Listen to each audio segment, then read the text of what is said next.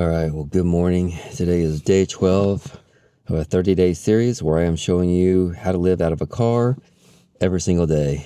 This is a Subaru Forester, and I've been living in this for nearly 18 months now as I've been traveling around the country.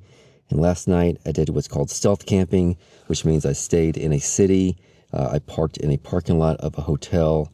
I'm in St. George, Utah. This morning, I need to go to the dealership to have my car worked on. Nothing major, just do some routine maintenance. Today I'm going to get spark plugs in it. I'm running on the original spark plugs. I'm at 98,000 miles, so it's time for new spark plugs. So whenever I do stealth camping, I put up all these window reflectives in my windows so no one can see into the car. Now on the inside of the car, it's all reflective. So if it's cold, your body generates heat and this bounces back at you. It does actually help. I've slept in cold weather conditions where these are not on the windows and then had them when they're on the windows, and there is a temperature change. Now basically how I made these was I just went to the hardware store and I picked up a big roll of reflective and used that for this side, but the other side I took black duct tape and I taped it all on that side so that when you're on the outside of the car looking into the windows, all you see is black. It basically looks like really good tinted windows on the outside of the car. So the first thing I do whenever I do stealth camping is I want to make sure the coast is clear before I get out of the car. So I'm going to take down the driver's side back window covering here, peek outside, make sure there's no one around, and then get out of the car. And the reason I check to see if anybody's around before I get out of the car is because I don't want to make it look obvious that I slept in my car, right? I don't want people all around and I just crawl out of my car and they go, "Hey, wait, did you just sleep here?" I usually don't like to stealth camp, but honestly last night was not bad. It was pretty quiet. The only thing about stealth camping I always experience is that early in the morning, you start waking up to all sorts of sounds, like dump trucks, getting trash cans from businesses, and obviously a little more traffic. And so that certainly happened this morning around 6:30 a.m. I started waking up to those kind of sounds, but comes with the territory, I guess. All right, let's go ahead and look out the window and make sure there's no one around before I get out of the car. I'm going to see if anybody's around right now. All right, let's go ahead and check outside. Oh, pretty foggy. Let's see. Oh yeah, no one's out there. Oh, I see somebody walking around. Let's give them a couple minutes. Yeah, it may be really hard for you to see, but way over there's some people getting in their car. Looks like they're leaving. So I'm gonna give them a few minutes. Now, the way I usually get out of the car is through the back there, through the back hatch. I'll just use my key fob and hit the button. The back hatch will open up and I'll crawl out. But if I need to, in a city, sometimes I've actually spun myself around and then crawled into my driver's seat. It's not the most comfortable thing in the world, but I have done it. And the reason I do that is because sometimes I don't get out of the car at all if I'm in a city. Sometimes I'll just spin around, crawl into the driver's side, take down just the driver's side window reflector so I can see, obviously, and I'll just drive away. So no one ever sees that I was getting out of the vehicle. But it's really uncomfortable to do that. So I'm just going to give these guys a few minutes. It looks like they're packing up their car. Okay, they drove off. I hooked down my other reflective here, so I'm going to go ahead and get out of the car and get out of here.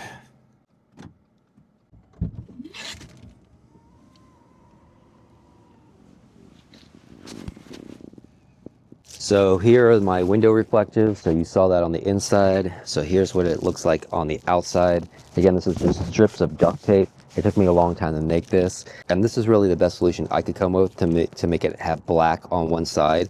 You know, if I painted this would have, all that paint would have rubbed off over time. I've done cardboard on this side, like a black cardboard that I bought at like a general dollar store or something. And that end up like warping over time. So I needed something a little bit more malleable, something that would last. And so that's why I came up with the duct tape. Now, what I did in order to keep it up in the windows is I put Velcro all around the top. And it's really hard to see, but up here in my window, there's also a Velcro. And so this way I can actually just stick this thing up in the windows and the Velcro holds it in place. So same thing with the front. I just took reflectives, I cut it all down to fit the window.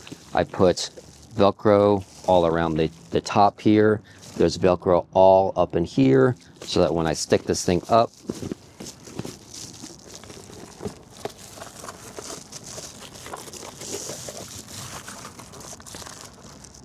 it stays up. And then the best part is when you approach the vehicle, this is what you see, just pretty much black tinted windows.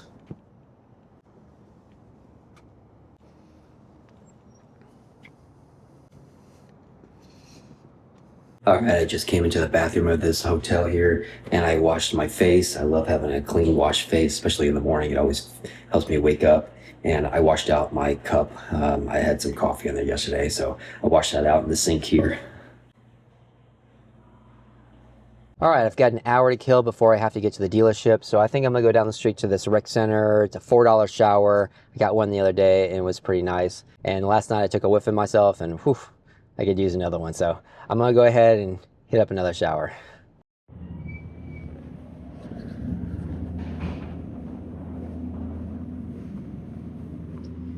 Oh yeah.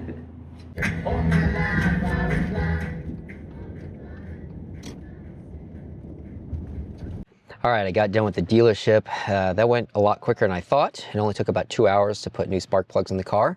But I finally got new spark plugs, which is great. But because it went so much quicker than I thought, I actually didn't get a chance to do all my work there that I thought I was gonna have to do this morning.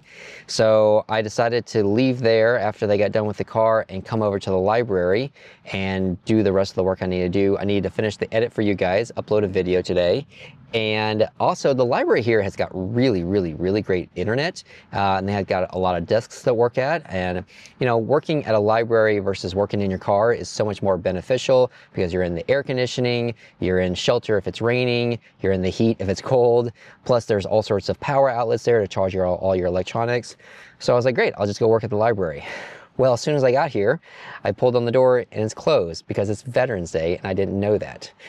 So it's one of those challenges with full-time travel is you just never really know an area and know what's going to be closed and what's going to be open. I mean, this is a national holiday. I should have probably known that, but honestly, I never know what day of the week it is, let alone whatever kind of holiday it is. Unless it's Thanksgiving or Christmas, I really just don't know the holiday.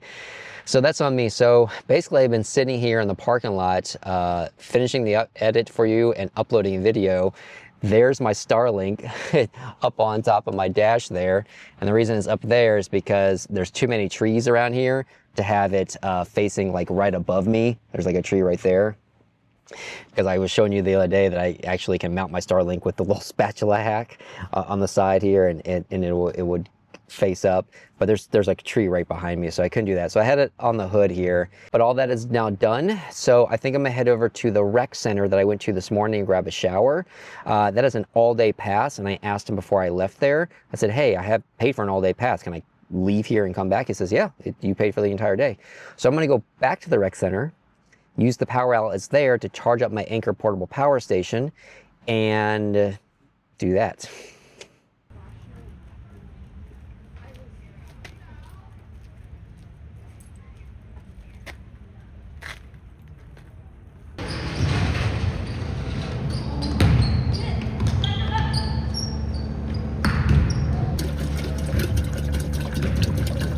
All right, well, I went to the rec center and I charged up my Anchor portable power station and I charged up my laptop so it's full. Usually I use my solar stretched out across my hood to charge my Anchor, but there was just a lot of shade where I was parked at the library, so that's why I went back to the rec center and just used their power outlets, used their free power. And I wanted to do some door dashing, but the sun's about to set here in a little bit and I still need to cook dinner and everything, so I don't think that's gonna happen tonight. And as I was sitting there at the rec center thinking about everything, I was like, man, this is a lot of running around to just do basic things in life, right?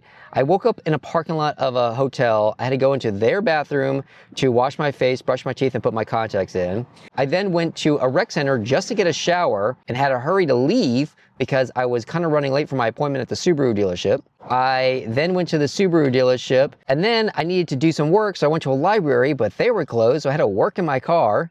And then I went to a rec center just so I could charge my electronics. And I was like, this is a lot of running around for really basic tasks. I mean, if I had a house or an apartment, all this could get done in one shot, one place. It would take me just a few hours to do all this. It wouldn't take me all day. And that's when I really got to thinking, I was like, why do I really do this?